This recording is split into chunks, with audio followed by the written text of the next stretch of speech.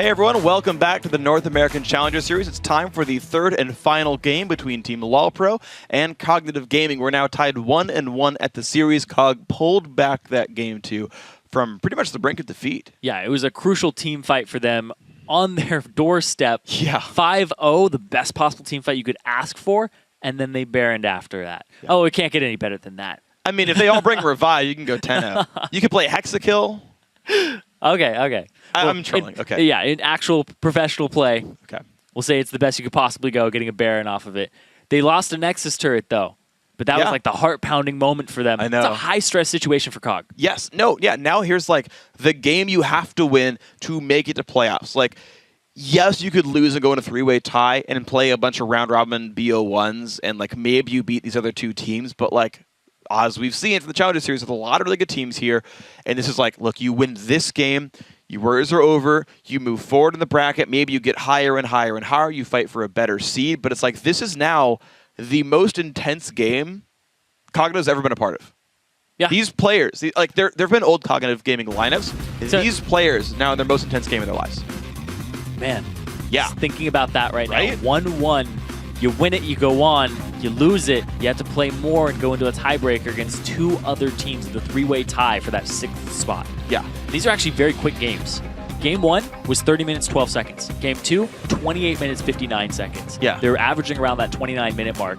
These are very quick games, very decisive. Even when somebody's behind, it's like, bam, just huge surge of gold, huge just comeback. They went from a 4,000 gold deficit to winning the game in the span of like 5 minutes. Basically, like the Baron buff had barely subsided by the time they closed the game out. So I gotta say, impressive. I gotta say, impressive stuff here by Cognitive to pull that one back, right? To go from the brink of defeat. And the thing is, LolPro is a team that had a very similar situation.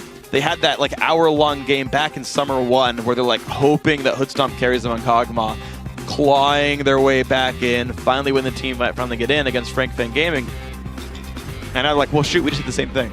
Oh, yeah. We just let the 80 carries back in the game. Oh, gosh. I'm constantly thinking about that. There's that image, I think it's Wheel of Fortune, where it's like ban Caston, but there's no A's. Oh, yeah. They wanted to buy a vowel that time and figure it out. Solve that puzzle, and they did. Caston's being banned now, but from the opposite team. Yeah, well, Cognitive Gaming no better than to let that one go through. Now, LolPro, they have first pick the Kog'Maw, though. They are very confident in Hoodstomp's ability to carry on that champion. They had the option to go Lucian. They had all these other opportunities available, but no, the Kog'Maw is what he wants. You talked about it. He had the comeback mechanic and the comeback against Niantanso's team back then, Frank Fan Gaming. So bringing it to about the hour-long mark, and they were able to come back, but they weren't able to do it that time. Yeah, it's weird. The team with 2 late game 80 carries, and they managed to not be able to turtle it out. Of course, a well-played game by Cognitive, so now they got to make their own choices. Of course, they had banned Kog'Maw the first game around. They added Rengar, though, seeing how scary that was from Heaven Time. And so that was the ban they let up. So every time it's been available, Hoodstomp has gone for COGs. That's kind of his new favorite right here. Other teams, keep that in mind. It's free advice for you guys if you end up playing LolPro again. Cognitive going to say, you know what, Lulu for Dragon Raider was good enough to get banned away in Game 2 this time around. They've got the room to let that one through. Shorter Ace going to play Elise. And here we go. Might go Elise Morgana combination on it. We typically see that just as a... If you're going to pick one, you pick the other to just synergize them. And now LolPro, they might take a Braum here, because that was their key to victory, was they had, I think they had Braum, and they also had Kog'Maw to keep them safe. The very first game was Thresh Lucian. Game 2 for LolPro. Thinking of Frank Fan Gaming. Oh, Frank Fan. Oh, I'm when they won their comeback with Kog'Maw. They had a Kale top lane to keep him safe. That's right. That was like the big part that I remember. That was the big part. It was Haunter's Kale that was big for them. Hey, you can always go protect the Kog'Maw on this. Yep. Hey, I mean, they could. There's a lot available. Kale's still up if they want to play it. They might go Thresh again for Patoy, so that they can go ahead and get him out with a Lantern. I think they should. Yeah. They absolutely should. It was ban-worthy in Game 2. I tend to agree. They won. Like, it's weird because LolPro aren't going to the strategy that won them Game 1. They're not saying Lucian Thresh, crush the bot lane, win everywhere, bam, 30 minutes, just win everything all the time and make all the plays. It's like, you know what? We'd rather play really late game focused. I'm surprised by the Jarvan pickup. I wonder if they're going for some kind of Yasuo comp because it's so out of the ordinary to grab Jarvan here. There's a lot of things that I'm thinking of right now because Jarvan could be a ball delivery system for them. True, if they do pick it in the mid lane, but also might force Cognitive to either snatch up the Orianna from them or or go for a Yasuo was my other thing because You know, you could synergize that with the Lulu. I mean, Lulu Braum. There's a lot of things here that definitely work out for him. But snatch up the Orianna, make sure he doesn't have the ball delivery system. And we did see Laud have an amazing Orianna game 1. So they can't go back to that complete strategy. That's true. That's true. Actually, a lot of the things that were important to LoLPro have actually gone away either by their own choice or by bans here or by stealing the picks away. The Jinx now being looked at for Cruel. It worked in the first game, and in fact, he won the lane with Jinx versus Kog'Maw. So hey, if you go back to what worked for you last time, why not repeat that success here? The lock-in will go through, and I do really love Orianna Jinx. I think Orianna is one of a few very ideal champions to pair across lane with a Jinx, because the Shockwave puts them on the exact same spot. You're basically guaranteed to land the rocket, and I find that to be just so very effective. And the Wombo combo did come through last game. Right. With the Braum, just Glacial Fissure, and it worked out. Having the AoE slow from the Force Pulse right on top of everything. Now, Cognitive, I don't know, that might be a Lulu support, and then they still have to pick their top laner, or they'll just be like, oh, it's Braum, we're good. Yeah, they're going to go back for the Shyvana versus Mundo matchup, one that actually Hanser got first blood in, or not first blood, but it's a solo kill in around level 6 or 7. And we didn't see much else from him during the game, but LoLPro still opting into that matchup. Cognitive actually doing the same here, even though I felt like Dragon Raider managed to do more for himself. It is going to be support Lulu after all, so Lulu Jinx the lane has incredibly good push pressure, but I don't believe they fight all that well. Like, if you get caught by a hook, your life is going to be paying here. Is my first read on the matchup. We'll have to see how it actually plays out. Thresh Cog, though, could be good for LoLPro. Also, the Syndra went through. Syndra versus Orianna. Also is very flippable with jungle ganks. Yeah, and the pressure for the jungle is going to be extremely important, and if they start invading each other in the early game, who can get there, who can support them? Syndra's very good at long-range Fog of War roams, turning them.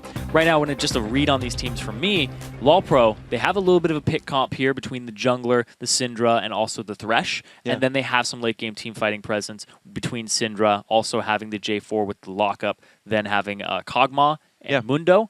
Then you swap it over to the other side, and what Cognitive has, they have a little more of a Wombo combo. A little bit more in that area. They do have some options with Lulu and team fighting. They have the persistent damage of Jinx and the ultimates from both Shyvana and also the fact you got Shiv or Lulu. You're gonna get that ball right in there. Yeah, you're gonna find ways to start fights almost for sure. Right now, I actually am very much liking Dragon Raiders Shyvana so far. I also like that every single game it's been thematic. It was Dragon Trainer Lulu, then 2 Shyvana games. I like when that happens, personally. Dragon Raider. He's actually a new addition to the team. They were previously playing with Gucci Mane. Gucci Mane. There's a couple E's at the end of that. Gucci Mane.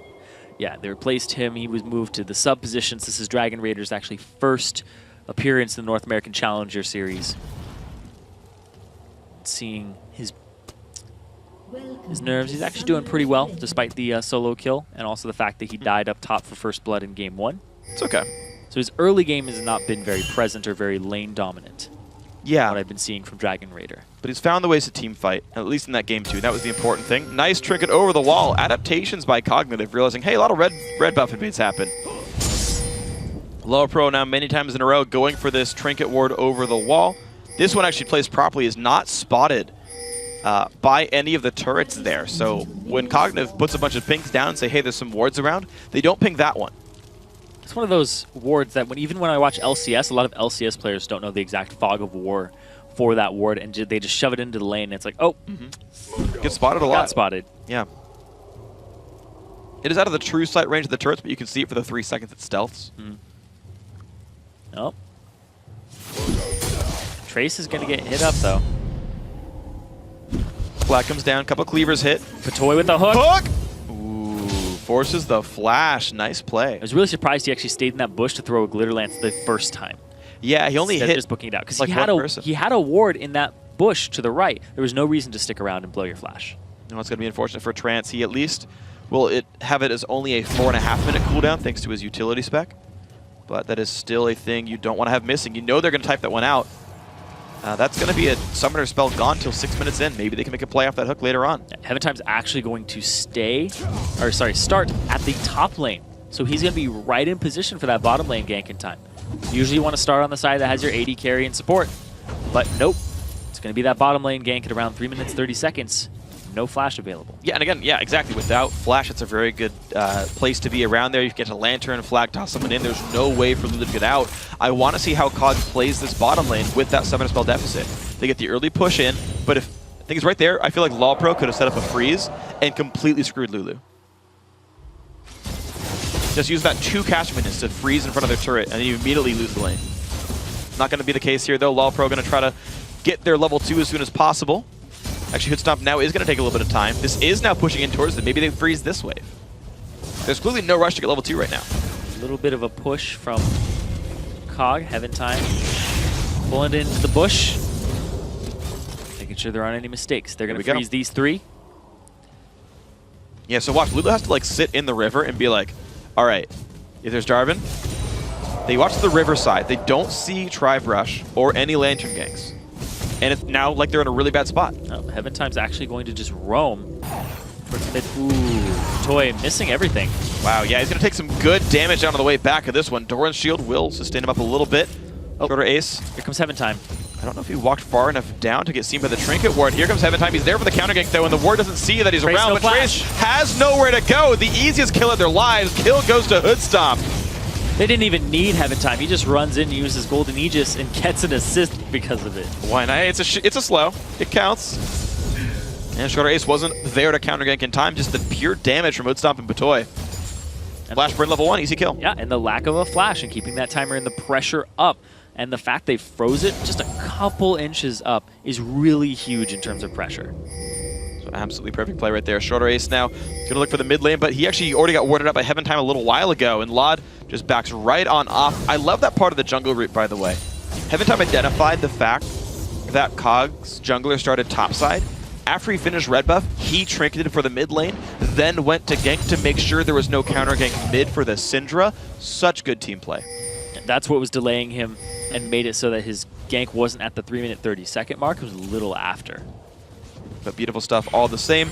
Couple of wards and a potion comes down, plus a longsword here for Heaven Time. Another ward off to that left side. So Shorter Ace, you can't get a read on this mid lane gank. And it's so beautiful, too, by LawPro, because Heaven Time trinketed the correct side, the southern side, knowing the jungle route of Shorter Ace. He did that.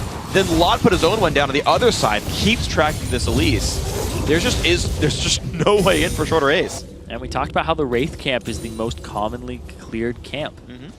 So he puts it over by that side knowing that Elise would do that. This is basically a huge amount of game sense. They pinged that bush thinking he's still in there. And now Heaven Time looking for the gank on the right side. There's the stun. Stun lands. EQ not going to get flashed in time. Big burst comes out. Doppler knows better than to flash away from this one. Down he goes. Heaven Time actually with red buff grabs the kill. And a bunch of minions attacks as well. Why not? Yeah, they may have been expecting a counter gank there, but they just set it up perfectly and played to the beat of their own drum on that gank. Thing is, there's no easy way for Elise in without going down the lane and showing up late. Heaven Time's in one of the brushes, they had a ward rush in the other. Well, yeah, what ended up happening is Shorter Ace got into that left side bush and they pinged it because they didn't see him while in the bush. So they thought maybe he's still sitting there. Okay. Then they started the gank and they were like, whatever, we're just going to kill this guy. Yeah, it was a really good setup there. It's what I like about Syndra is her gank setups are sort of low commit. If it misses, you just back up and like nothing happens to you. But if it works, then it's a bunch of kills. Pull up Toy. Ooh, good flash by Cruel. That's another timer. Blowing flashes against a Jarvan can be very painful later on. The Flag and Drag comes up really huge, and then the Cataclysm is 3.5 seconds of just you can't go anywhere. Yep, and that's kind of the issue here is both of these champions here for Cognitive do not have innate escapes. If your flash is down, you're stuck in Cataclysm. They can type right now, Jinx flash 1050, and if they go back for her, she has no way out. Yeah, easily within the time frame of when he'll get Cataclysm. Coming down bottom, though, he's forced here because of Shorter Ace. A hook. The hook, they're going to land it onto Shorter Ace, and there's the knock-up. So much damage. The Flame Charm is going to try to keep the team alive, but it's not going to be enough. Shorter Ace is going to go down. Patoy gets shields and just barely lives for it. Now Cognitive got to run away from this one. Nice Voidoo's going to lock up Trance and Cruel. They're staying to deal damage. They actually push back. Heaven Time. Hoodstomp really wants his kill, though. One hit and grabs it. Actually, Trance chasing down. Wants Patoy. Ignite goes in, finds it. Now Heaven Time puts his shield down. He's a glitter lance away from death. And actually the double kill for Lulu. Little bit of an overstay there, and the sacrifice of kills. Hoodstomp ends up chasing, and man, Kog'Maw's all lonely. He used to have a bunch of friends in this lane. What happened? It's okay. He's a 4-0 Kog'Maw. Yeah, I'd be okay with Hoodstomp right now. But you know what? Worth it. The Dragon engaged. Dragon Raider Pushing Hanser down. Wow. He already blew Hanser's ultimate as well. Yeah. Just a long time ago, and then he whittles him down again, and he gets him to almost kill range. It's going to be the Dragon Raider TP to get himself back in. Hanser actually forced a last hit under turret. I don't believe he has the health to push the next wave, but he's going to try. Oh, he ults to try to keep going. Yeah. He used his ultimate thinking that Dragon Raider might still be in that left bush, and that's why he warded it. It was also just a short cooldown. Like, one of the things of Top Mundo is you use your ult basically on cooldown as a sustain tool. As long as you're actually taking damage, it's pretty much worth the cast, so. Yeah. It's already a fourth of the way back up. Yep. Like, lasts for, like, most of the duration, or most of the cooldown. Now it's a third. Yep. I think he'll be all right. A lot of Mundos run pretty heavy cooldown reduction sometimes. They can get away with it. It is going to be Cutlass for Dragon Raider. Interesting thing for Mundo is he would love to itemize Magic Resist first, which he does here with Spectre's Cowl, which gives a lot of power to Blade of the Rune King, and that he's not mitigating any of that damage. We'll see if Dragon Raider goes for that or for Sunfire next. I don't know if he'll actually complete it. He might just sit on the bilge water for the slow. A lot do. Yeah, a lot of them do that. Man, this freeze. Well, then it's up to Cognitive to make some plays around this then with bot lane frozen. One of the issues, though, is the fact that because LawPro have so much more gold, they can limp into fights a little bit slow and still do pretty well. Wow, they're going for the play right there. Flay on the Cruel. There's the hook in as well. Big damage coming through. And, of course, he can't break the box wall, so the kill goes through. Beautiful play by Patoy. Don't even have to care about the Cataclysm. You go ahead and you rush your Moby Boots before even getting Sightstone. Run up to the Jinx, hook him. What a great choice. What an absolutely great adaptation by Patoy to say, hey, they can't get away. I'm going to go for the plays in lane. These wards on the sides. Oh, they're brilliant.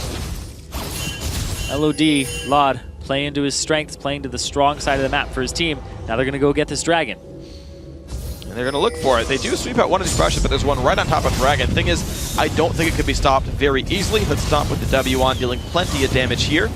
Doppler wants his way in. Elise is in the wings as well, but there's just not enough damage, not enough team members around. LawPro with a convincing Dragon take right here. They're up now almost 4,000 gold, and life is good if you're a fan of the Curse organization.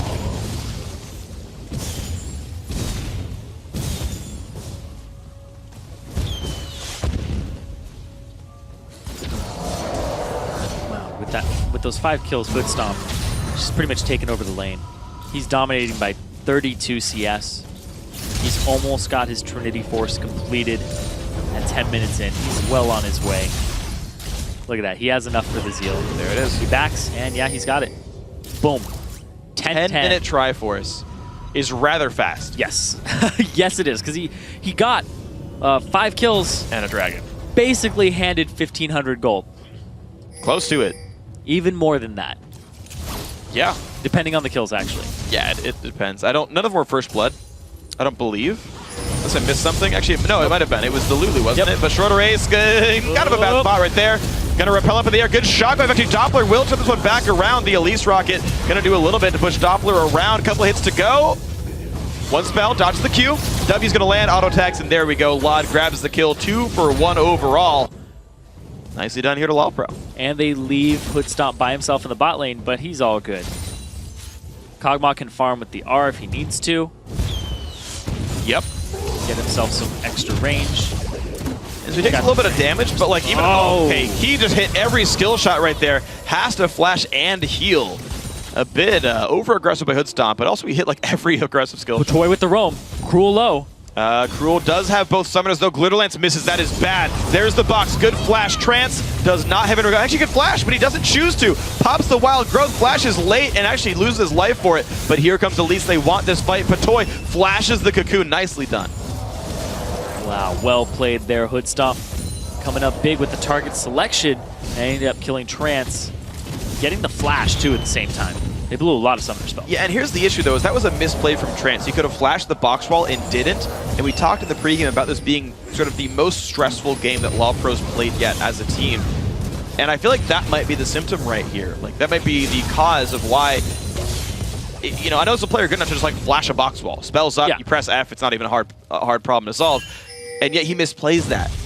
And that is a very rough thing when you're cognitive here. Yeah. COG are in a very, very stressful situation. And like you said, he's Challenger.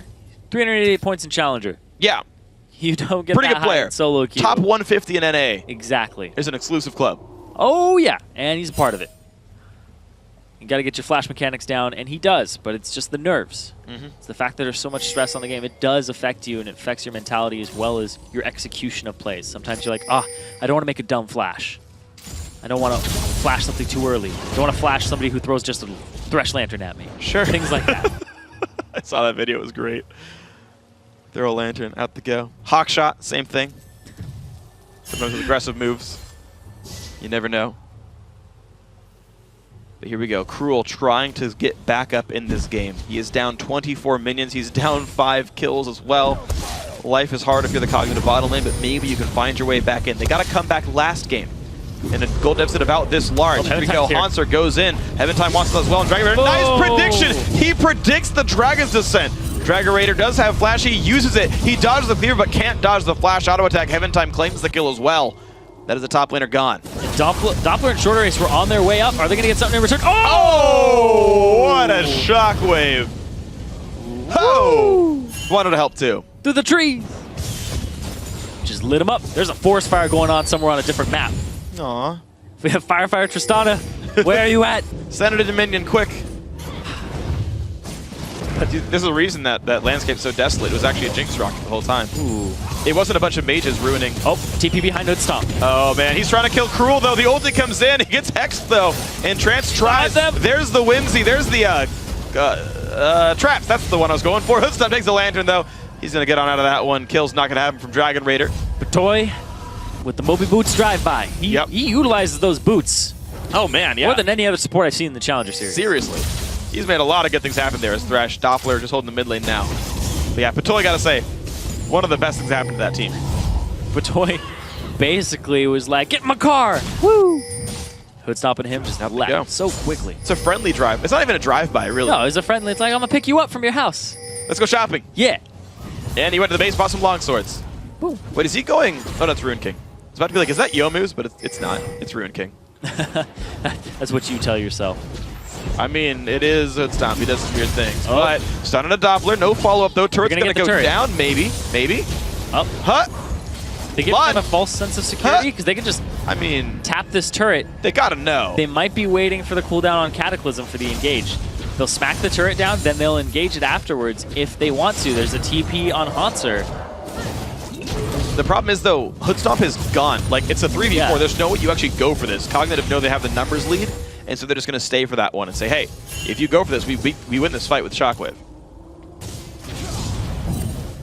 Blue buff being stolen away here. You can't let this blue buff go. Oh, kidnapped by Syndrome. Out it goes. Whee! Nope. Patrol grabs it with the flay. But hey, at least it's a steal. It like jumped up when it died. It was like startled. How did I get here? It got flayed in the auto attack, I think. Woo! Knocked into the air. Fell on its back. Yep, it died. Cracked spine. Aw. Good night. Let's stop. Prince.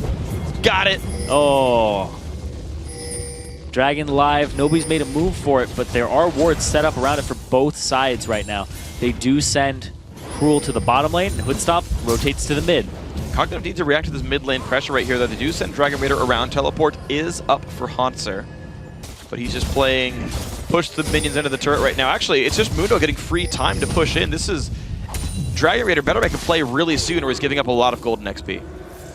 Dragon being started. This is aggressive by LawPro. They know the top laner's around. They have to TP the top laner. They don't have this. Shorter Ace wants to steal. Can he get it? Heaven Time does have Smite. EQ, Smite goes over to Cognitive, though. Cruel in the back lines. Trance gonna get blown up there. Hoodstomp stuck in the Cataclysm. Flash is over. Again. He wants the AD carry fight. That's gonna be a 3-on-4 in the rest of this battle right now, though. And it looks like it's going better and better and better for LawPro. This is Dragon Raider now taking a whole bunch of damage. Flayed backwards, does not have flash. He will be dying. 4 kills come through. Only Doppler left alive. Shockwave was not enough for that fight. Doesn't come up big with the Shockwave. No Super Mega Death Rocket either, or Wild Growth. A lot of ultimates not utilized in that fight. Even Laud didn't have to blow his. Same with Hanser. This is a pretty simple fight for LawPro to pick up after they gave up the Dragon. They scattered correctly. They opened up certain parts that caused a vacuum for Cognitive to just walk straight into. Yeah. And then they kind of closed in and popped the Orianna out. You're going to see right here, Hoodstomp's like, all right, I'm a 1v1 you. Come at me. Goes after Cruel. Trance is like, I have nothing. I have no mana. Why are we fighting this? And he can't even get an ultimate off. Wow. Dragon Raider, his ultimate gets stumped and stopped by a Flay, I think it was, or it was one of the knockups from Heaven Time. Either way, his ultimates have just been pretty short. Yeah. It's less like a Dragon's Descent and more like a Dragon Plummet. Dragon Plummet. There we go. A Dragon Plummet. Oh, poor Dragon. Doesn't fly for very long. And unfortunately, for Cognitive, Lawpro played that fight really smart. They managed to create the situation where the lane with the biggest lead was 1v1ing. Hoodstomp was actually battling Cruel 1v1, forced Cruel out of the fight, and then Hoodstomp just turned back, dealt more damage, and then said, no, Cruel, so you're not in this battle at all. Yeah. So even though Mundo showed up late, it was actually a 4-on-4 at best the entire time for Cognitive. Yeah, Hanser didn't even take a lot of damage. He walked up and he's like, oh, late to the party. Down bottom, though, we just saw a Talisman of Ascension used by Patoy. He just utilizes mobility so much. I'm actually rather floored by that. He's running around the map, tied for most kill participation with the jungler. So he's just been leaving Hoodstomp by himself. He's got a very still Dignitas, new Dignitas style. He's very similar to Kiwi Kid right now. Running around the map, warding it up, and making plays. Hoodstomp's been questionable in the 1v2s. There was one time he burned both summoners to get away, but I mean, to be fair, this is still working though overall.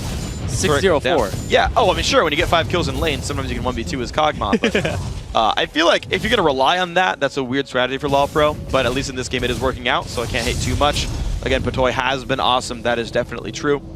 Lawpro now take their second outer turret here. Hanser still has not made his way through just yet, but he's about to hold a 2-level lead over Dragon Raider. Dragon Raider holding on to the ultimate, same with Hanser. Just trying to farm this matchup. Going Mundo's way both times. You know what's funny about Mundo fighting other top laners? Is after a certain amount of MR, W is actually disadvantageous to hold on in a one-on-one, because Mundo will take more damage than his target. They did reduce the health costs like 2.5 years ago or something, but like back in the day, like Season 1, Mundo versus Mundo was eventually stopped pressing W because you would just lose to MR stacking. And you would actually hurt yourself more than the other Mundo, but that's, again, way back in the day, the fact that Mundo versus Mundo was even a thing. But now Dragon Raider, he's learned to ult early away from those flag and drags because Heaven Time has been great at predicting them. But it means, again, pressure on this turret, stuff that is hard for COG to deal with. Lawpro haven't been going for aggressive turrets. They get the turret low, and then they're like, all right, we'll wait for the minion wave, no problem at all. They did it with mid, they didn't overstay, they're doing it on the top again, saying, all right, push it up, no need to tank anything, or give an advantage. There's 3 people sitting on the right side of this Trace, shorter ace, Trance, shorter ace, there we go. Waiting. Hoodstomp just sitting bottom farming again. Hey man, it's a style for him. He just wants to keep getting farm, be that carry. The thing is, Lawpro don't need like a hyper carry. They could just kind of keep playing the turret type game. They've got 2 very big frontliners that can suck up aggro for a while. They can try to outplay the shockwave and kind of go in for stuff, but they are respecting the counter engage of Cognitive right now. Oh, the stun actually didn't go through. He tossed the ball a little bit out of range of that force. Patoy's just been smacking this golem around. He still won the little ones. Got 8 gold for that. It's a rich support right there. Yep. 8 gold. How dare you? He actually bought Alacrity boots as well. He's really going for that move speed. Yeah. No tank stats basically at all. He just wants to move around the map. He's going 475 movement speed out of combat. 375 for luck. Yeah, guy runs pretty quick. Oh, right there! Oh, Heaven Time gets it though with the smite right there. Blue buff goes once again, second in a row now to Lawpro. That was a great prediction though by Shorter Ace. Be like, you're gonna pull it here. I know this. I've seen this before. Darn right, but he got it anyway. Yep. Picked up by the smite. Well, a well-played smite battle then. Lawpro playing pretty reserved now. It is game 3. We talked about this game being high pressure for Cognitive. Of course, Lawpro are fighting for a first-round bye. They got second place first time around. If they get another second place finish, they are, I'm pretty certain, guaranteed a bye and a top 2 seed. No matter who actually wins the whole thing, if they go top 2, they're guaranteed top 2 in the postseason, the actual sort of seasonal playoffs. So Lawpro also have a lot to fight for here, because they won't get the bye, I don't think, if they fail to win this matchup. So they're going to play reserved, play it smart, realize they're playing for something very important, skipping a quarterfinal match. Cognitive, of course, playing for an actual seed in the playoffs itself without playing a tiebreaker match. So both these guys are going to be a little bit more risk averse. They both know they're able to win a game. They think, well, if we don't take any big risks, we should be able to play consistent and close it out. Well, because that's what bit Law Pro in the butt last time. They took a risk. And then Cognitive capitalized on it perfectly. But 10K gold lead now for Law Pro, 22 minutes in the game. These games have been averaging 29 minutes across the two that we've seen tonight. Yeah. And Law Pro have built a very sizable lead from this gameplay so far. Almost no reckless turret dives, but they've been taking great objective control throughout the game. A 9,700 gold Kog'Maw. He is a full item ahead of his counterpart Thruel. And then you just know if you get to a team fight and Hoodstop doesn't get caught, he will win the fight for you guys. Yeah, he's been farming his mind off. He's been going crazy. It's a weird term. 37. You know, who farms their mind off? Farming his brain off, farming his ass off. I wanted to say that one, but I kind of pulled back. And then you said it anyway. Yeah. So there you go. I explained it. Yep. Gold's coming in though for the guy, I gotta say. But I want to see what else is next, though. I feel like if you, between dragons, all you get is another dragon, I think that's too safe. Like, pretty much for certain.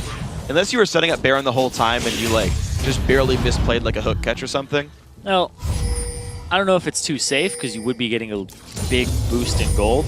Yeah. Do that every 6 minutes. You do it twice. You're like, oh, look at that. We got 4,000 more gold, for 3,000 more gold than before, and now it's a 13,000 gold lead. But that's not the play they're going to make, because they're going to make one for Baron right now. And they're going to look at that one. Ward comes down, and off they back. But the thing is, like, being one item ahead means a lot more at 20 minutes than it does at 40 minutes. Oh, yeah. Right? So, like, advantage. Like, this is the biggest disparity you'll probably have between Hoodstomp and Cruel. Unless, like, you win another team fight and you obviously get a bigger gold lead, but, like, you won't have this kind of combat prowess over your opponents if you keep waiting. Yeah, it's the difference in percentage of gold. Yeah, basically. That really matters, because everybody's going to have combat stats, everybody's going to have a certain amount of gold, but how much more do you have than them in terms of how much they have? So it's not like I have 3,000 more than him. Well, if you guys have 100,000 each, it doesn't matter. True. If you have 3,000 more and he's only got 5,000 gold, right? You're like, wow. Yeah, I mean, it's easy to say that in the case where everyone's item capped, and I'm not even talking about that in a specific case, but like even in the case where right here, 2 items versus 1 items versus 3 items versus 2, 2 items versus 1 is still better, even though items multiply. Like, it is still the better place to be when they all reduce down. So I know we're saying the same thing. I just want to be more specific about not even just the item capped case doesn't matter. It's okay, because now they're making a move for Baron again, and it's taking that long to revisit it. So, damage coming on through. Lantern comes across, spots out the rest of Cognitive. There's actually not a lot of ward coverage for Law Pro, and they seem unwilling to risk the steal, but they will try to go for the Mundo TP. Hanser, though, cut off by some Flame Chompers. Does that mean they can go mid, though? Doppler gets caught out. His flash is already down, and Lod gets the pick. Now, Heaven Time's very low. I don't think they'll go for a Baron because of that. If that had picked him up, then it definitely would have stopped that attempt. Yep. But now it's just going to be a mid lane push from Law Pro as a response. So how well can they wave clear? Because Dragon Raider's shoving the bottom lane right now. Actually, he's going to recall back. Law Pro want more kills. Cruel, though. That cleaver does not land. He gets some damage. Actually, Hanser going to lose a few hundred health here, but he's not in too bad a shape. Second tier mid turret goes down. Killing a turret goes to Law Pro. Yeah, Hanser's just been zoning on the side, trying to make it so they can't reinforce that turret. Moon is going to file himself back down towards this bottom lane a little bit. Red buff back up for Law Pro, and that was actually pretty good. So they spent probably the last 2 to 3 minutes since Dragon went down, setting up around Baron, trying to find a pick, and they eventually did. That's kind of all you can expect right now when your opposing team has Jinx or Orianna. They have really good wave clear, really good defensive tools, and you can't necessarily outsplit push the Shyvana. And it did turn into a kill and a turret, so that's good. Law Pro can keep this up. Dragon's up in 2 minutes. Yeah, and maybe they'll just do the whole 6 minutes Dragon, 6 minutes Dragon. Yeah, but if it's 6 minutes Dragon, a turret, and a kill, like, you'll win a game that way. You got 7 turrets left till Nexus is open. Just gotta wait 35 minutes. Even more than that, the 42. But hey, if they close it out, they close it out. That's the important thing here for Law Pro. And that's why sometimes you'll see in Game 3 or Game 5, the games will slow down. Because they're just like, we gotta win this one. The knockup barely hits Doppler. Stunned there for Law Pro. Great shockwave, but it's not gonna be enough. Great kill. Lod with the death cap, just blowing people up. And of course, Dragon's up in a minute 20, so they got to capitalize something else for that one. Looks like bottom getting pushed, and the team is ready to defend the route for reinforcements. This could be another turret for that pick. Everybody's going top to try and deal with Hanser from Cognitive. Now, LOL Pro, they're going to push bottom. This turret's already half HP. They're ready to chunk it down. It's so dead. Yep, that is a dead turret. There we go. So, between Dragons, 2 turrets and 2 kills. They are finding these pickoffs. Actually, both are onto Doppler, of all things. I was wondering, who's going to be able to react well to the pressure, and right now this Orianna is just getting caught out, and that is a rough place to be. That's a 13,000 gold lead now for LOL Pro. Dragon up in 40 seconds. Hoodstomp, he still wants more gold. Well, sure, they can't go to Dragon right now anyway. You've got to get the next minion wave. Basically, to me, LOL is played in kind of 30-second chunks. Kind of every minion wave, something kind of happens because minions force that, because they willingly walk forward. That's why Siege comps, even if you don't have a front line, you can use minions as a front line. Again, I go back to day 1, week 9 Dignitas, where that comp works when they fight turrets but not barons or dragons. And oh, Tran. Ooh. Oh no, he's done. He's dead. He's dead. It's his 5th death of the game. Just getting picked off by the team. Biggest shining moment was when he got that double kill down bottom off a little bit of a misplay by LOL Pro on the back side of their gank. But now, he's pretty much just been cannon fodder. He hasn't been getting a lot of ultimates either. Yeah, and honestly, this has not been Trance's series. I know he's a good player, but unfortunately, he's been, aside from that game 2, he had a really good Braum game. Just in all their losses, he just seems to be the one that gets caught out the most, the one that's trying to help, and just unfortunately he's in the wrong place at the wrong time a little bit too often. And it's unfortunate, but hey, it is good play by LOL Pro. Again, the Boots of Mobility, Talisman of Ascension, Alacrity Enchantment, Patoy. It's awesome. He's trying to contest Heaven Time on highest kill participation by showing up to all the lanes, being like, hey, you gonna get it? All right, I'm here. Yep. You gonna go for a kill? Nope. All right, I'm out of here. No worries, though. Lantern in the brush, pink ward control. He's gonna go ahead and sweep away this Baron. He's gotta be a little aware of picks. He backs off fairly safely. Bam! Ward goes down. Crowd goes wild. Cognitive need some way to defend this 15,000 gold deficit. It's a very, very large margin. LOL Pro not pushing their edge too terribly fast, but they are controlling vision. They've given up no turrets. I don't believe they've even given up a dragon. Aside from steals, I think there was one. A very clean game from LOL Pro. It's very clean. 17-4, 15,000 gold lead coming in for them. It's 20 seconds out from being the longest game in this series so far. Seriously. No one closed before then. Trance trying to get away, but he gets slowed down by COG, forced to flash the wall. And Hoodstomp deals even more damage. Hook hits Cruel. That is not a good thing for the AD carry. The stun comes out. The ult from Lod. Why the heck not? Kill goes through. And now you just lost map pressure if you're Cognitive. And no longer have that threat on the field. The 0-4 Jinx and the damage return from long range. They're going to be able to go ahead and... Oh, Trance. Wow, Trance in the wrong place as well. Lod, though, does get blown up pretty nicely. The dangerous game. Actually have to keep him alive. Doppler finally gets the damage down. The Ignite actually from Trance is enough.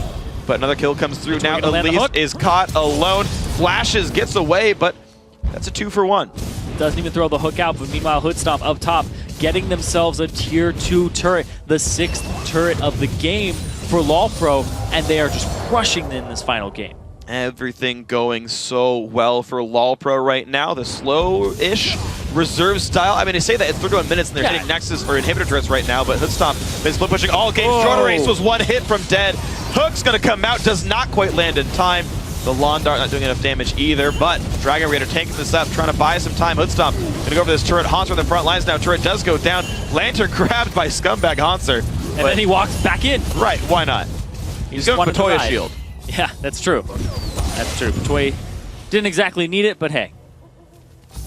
He's looking out for him. Double sweeper comes out. Red buff controlled.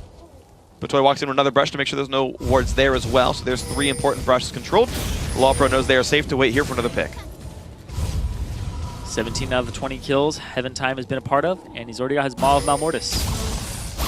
So he's doing a lot of damage. That is a damage-oriented build. Yep. He really feels like he's ahead. And of course he is. Well, he is, yeah. Yeah. 18,000 gold now, and it's about to get even larger if they get this Baron for themselves. LOL Pro finally get the rest of their front line in as Hanser shows up. I do appreciate the restraint from LOL Pro and how long they took to actually go for Baron until they knew it was under complete control. They did not want to risk that Baron steal. Game 1, they might have tried that. Game 3, they're like, we've seen games turn around being a little bit over-aggressive. Play for the picks. They found many in a row, and they got turrets off each one. A 19,000 gold lead now for Team LOLPro. Looking like the second place team from Summer Series 1 behind Coast. And hey, with the addition of Patoy, they synergize really well and they bring out strats like the Tristana and then make it work. I mean, looks like a team that's bringing some innovation and some great team coordination. I like their rotations. I like the fact that they've been pushing the issue and that their games have been around 31 minutes. Yeah, that's a good score. If you know your team can close things out before 35, you know you're making good choices. And it's always interesting to see how the games are won. Like, some games are won off just individual plays. We've seen that where it's like, well, the bottom lane crushed, so you're pretty much screwed. We've seen games won because of really bad Baron calls. We've seen games won just because a team basically rotates better. The teams that have the most assets available, the most ways to win a game, are the ones that are really awesome. Like, some games, team comp doesn't even matter because your lanes go so well, it's just the easiest game in the world to close out. Having a team that just 1 in 10 games, you just win from individual skill is great. It gives you so much extra longevity in like a season, right? If these guys are in the LCS and they just win their lanes all the time, there's just going to be free wins they get where even if they didn't have the right strategy coming in, well, it pays off because they outplayed their opponents anyway. And speaking of outplaying the rotation to the top lane, it's really hard to stop this. You don't have a turret inhibitor exposed. LOLPro looking to possibly end the game off a team fight. Here we go. Shield comes out for Heaven Time. They are slowly going forward. Hoodstomp takes a stun to the face, but look at that. COG are not ready to follow up. When the AD carry gets stunned in full view of your team and you can't follow up on that, that is a risk here. Doppler. Cognitive Doppler very low on health. That's a flash away. Takes the wild growth at the same time. Heaven Time in the front line has to flag toss out, but hey, that is an inhibitor going down. The stun hits Dragon Raider. Big damage comes through. Look, not going to be enough to clinch a kill, but there is a minion wave now coming down the mid lane. Mundo going to happily walk through the turret. Doesn't really even care. He's a tanky man. Cocoon not going to land that's a lot either. of damage on the Cruel. Big damage on the Cruel. Ulti not quite going to land, but he's out of this fight. He's got to heal. If he has money, he's going to buy home guards for sure. Lon for them. looking for the stun. LOLPro looking to just siege the base and push this 20,000 gold advantage alongside the Baron and start going higher in the seeding. Oh, Hoodstomp's got to be a bit careful though. Half HP, and there is an Orianna on the enemy team. The ball is right there. They're going to go on in. They find Doppler. Shockwave hits 2. Do they have the health to stay alive? They actually pick up the kill onto Shorter Ace. Doppler goes down as well. The knockup comes in. Patoy going to keep chasing in. There goes Haunter as well. 4 kills picked up. Shyvana only cutting off some minions for reinforcements, but has nothing else to do. Haunter happy to take the turrets. That's going to be the game picked up in 35. No way LOLPro loses it from here. And they're going to move on to the semifinals. And try to increase their seed, but they'll also be facing their sister team, Curse Academy. There's going to be a little bit of a family feud there after they end up killing this Nexus. They've been taking their sweet time with that one. They go for the dunk at the very end. Heaven Time barely survives. Why the heck not? Keep your KDA looking good. 5-3 and 16. Did great that game. 21 kills he was a part of in that one. And that was a well-played game by LOLPro. Good laning phase. They started things out pretty well. Good ganks from Heaven Time. I mean, the flash at level 1, they snowballed that. They kept punishing the low escape lanes. Orianna in one spot, Jinx, Lulu, all champions who just don't have easy ways of getting out. Every gank worked. They got control. They said, let's control Baron. Pick after pick after pick into turret after turret. Yeah, they just kept wrestling control, and they did it just off that flash. That flash very, very early on where he was a little too far forward, sitting in the bush and decided to throw out a glitter lance. He did take a step back and then forward again. Yeah. He just booked it out. It wouldn't have happened. He wouldn't have put himself in that situation. Yeah. And then he ends up paying for it, and just the game snowballs off that bottom kill. It just transitions into the rest of his team. Yeah. And it's just, you know, Cognitive, they did have a good showing, though. You know, that second game, they were able to take a game off of LOLPro. Yeah. And we will be seeing them in the tiebreakers. Yeah. See if they can move on. We'll see. It's I believe it's Wasabi and Zenith are the teams they're going to face up against for that one. Wasabi. Not Wasabi. It's Cognitive, Denial. And there we go. Zenith. Zenith or Wasabi? It's Zenith. Zenith, Wasabi yeah. already has a playoff. That's right. I'm really silly. Because they are Frank Fang Gaming. I don't know why I got that one wrong. Okay, so those are the 3 we'll see in the tiebreaker later on. That is going to be one final shot for Cognitive. You want them to go through. Of course, we saw Denial as well. We saw Zenith a while back as well. I got that one correct this time. Okay, cool. my brain's like not in the right place at the end of Sunday. I've been doing so much casting the last 4 days. Okay, brain work, go. So Boom. yes, LOL Pro looking a lot better with Batoyan. The individual skill surge looks good. Lod keeps playing well. We saw a new chance come out from him. It's a team to watch for sure. Yeah, and they are going to have to compete against Denial. They're going to have to compete against Zenith, see if they can come out on top on that one. Right. Because out of those 3 teams, Denial looks really good. Yeah. Cognitive today, with that showing, compared to the other teams and their showings against their opponents, I mean, Zenith did have to face Team 8, and Denial had to face, I believe, Coast. Yeah. So they had to fight some really big opponents. Arguably stronger ones. Yeah, it's true. But based off the performance I saw here in Game 2 and the comeback, I would probably give that to them. There's chance here for these guys. Yeah, I feel like COG crumbled a little bit under pressure, but if they can kind of rebuff themselves, again, just makes mistakes I wouldn't expect from players that are that good, that I know are that good at the game.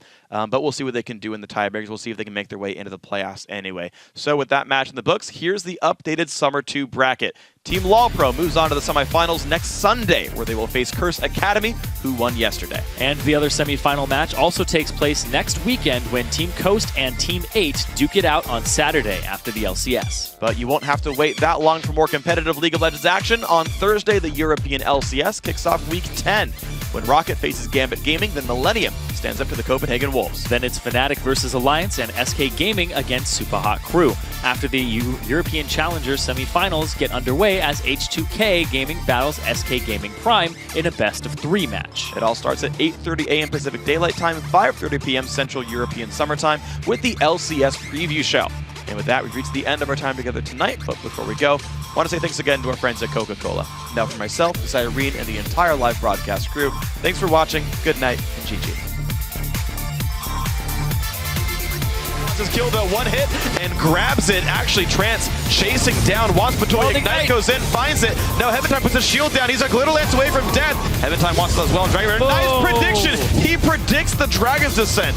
Dragon Raider does have flash. He uses it. He dodges the fear, but can't dodge the flash. Auto attack Trance in the wrong place as well. Lado does get blown up pretty nicely. The dangerous game actually have to keep him alive. Doppler finally gets the damage down. The Ignite actually from Trance is enough. They're going to go on in. They find Doppler. Shotgun hits 2. Do they have the health to stay alive? They actually pick up the kill on a short array. Doppler goes down as well. The knockup comes in. Patoy going to keep chasing it. There goes Haunter as well.